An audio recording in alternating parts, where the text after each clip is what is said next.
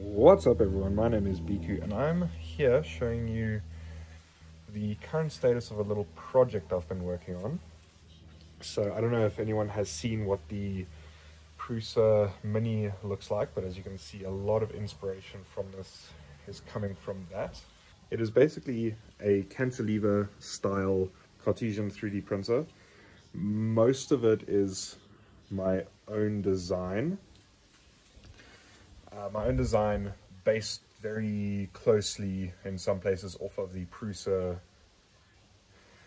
Mini design. So this piece over here is kind of half Prusa design. I couldn't get the gear reduction system that Prusa has on their minis. It's not really possible to buy those. So as you can see here, I've got a more normal MK8 style extruder. Just got a push lever, lifts it up, pushes filament through the bone and into here.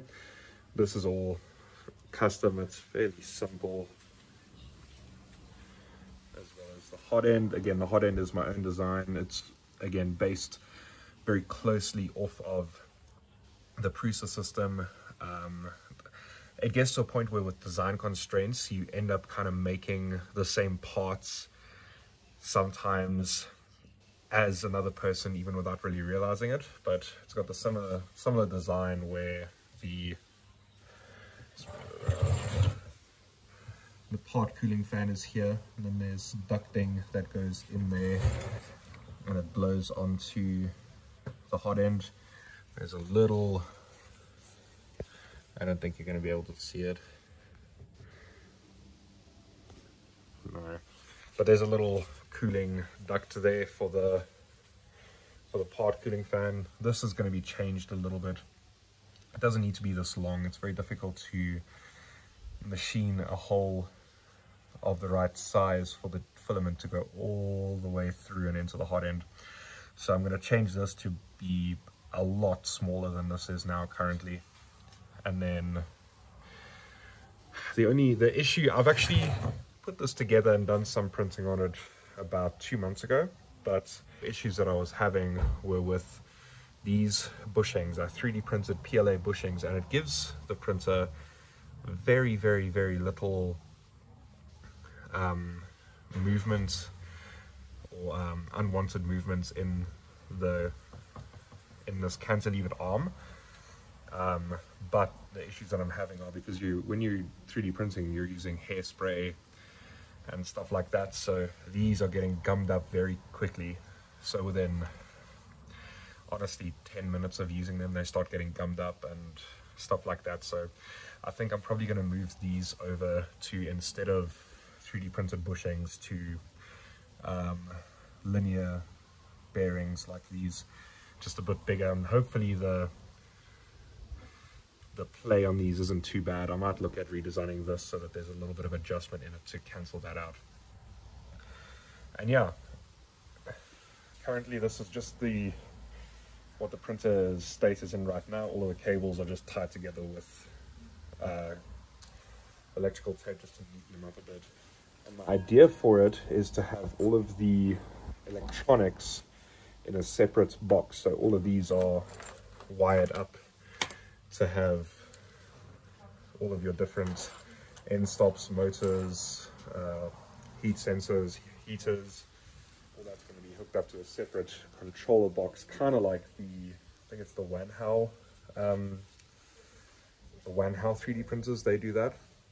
But the idea is for this to you have the option of either having the box underneath the printer, or next to it, or whatever your space allows. So that's just a little update on this. I've spent quite a while designing everything and getting everything to work. The frame is just built with aluminium extrusion profile. The frame is very sturdy. I've got no issues with the frame, bending or anything like that. It's actually a very sturdy frame, and currently for adjustments to make sure the frame is square, I've got this over here, where this is also extrusion. Obviously there's going to be feet, so bolts like this on the bottom aren't going to affect it. This is extrusion, but this just goes halfway.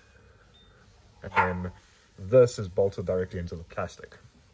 So you can see there.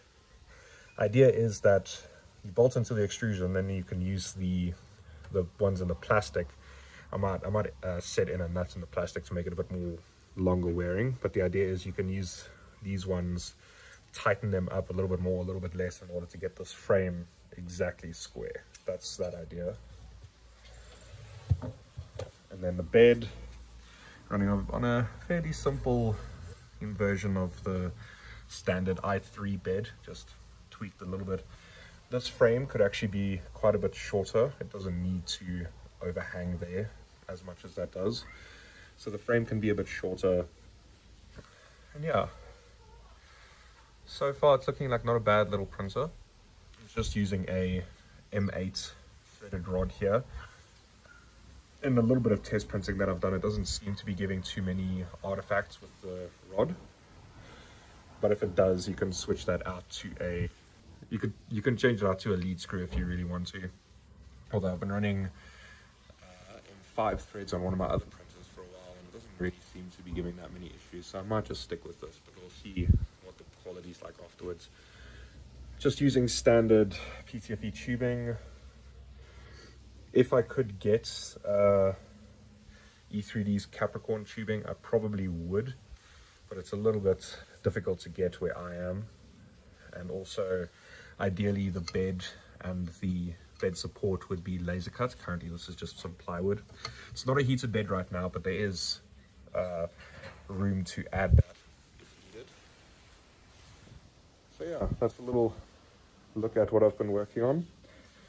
The idea right now, as I said, put in those bearings, finish the control box, and then it should all be up and running. So that should be coming in some videos soon of those updates that I'm going to do. I am planning on putting all of the designs, all of the files for these on, or making them open source so that you can download these and do with them whatever you want. Got no issues with that. And yeah, it's very similar to the Prusa Mini, just with capabilities of some more standard parts you would have to if you wanted to build one of these, cut out this heatsink, drill a hole and tap it. That's probably the most difficult part if you wanted to make one of these by yourself. But yeah, I hope you all enjoyed. Thank you so much for watching. Bye bye.